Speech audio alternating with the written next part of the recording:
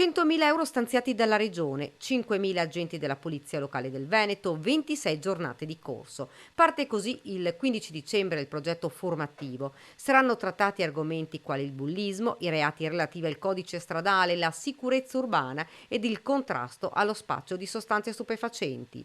L'obiettivo è quello di dare gli strumenti necessari perché svolgano al meglio la loro attività. Il ruolo della polizia locale e le aspettative della comunità nei confronti della polizia locale è sempre più elevata, no? E quindi è giusto che questi uomini e queste donne che indossano delle divise e che sono di fatto il primo baluardo delle amministrazioni locali nei confronti della cittadinanza sul tema della sicurezza abbiano un livello di formazione quanto più elevato possibile. Formazione che deve raggiungere tutti i comuni, anche quelli più piccoli, perché il livello possa essere uguale in tutti i corpi di polizia locale del Veneto. Gli agenti di polizia locali svolgono un compito di straordinaria importanza e hanno bisogno di avere una formazione adeguata a fronte dei continui cambiamenti normativi, anche del mutare delle problematiche in materia di sicurezza e dei cambiamenti della nostra società.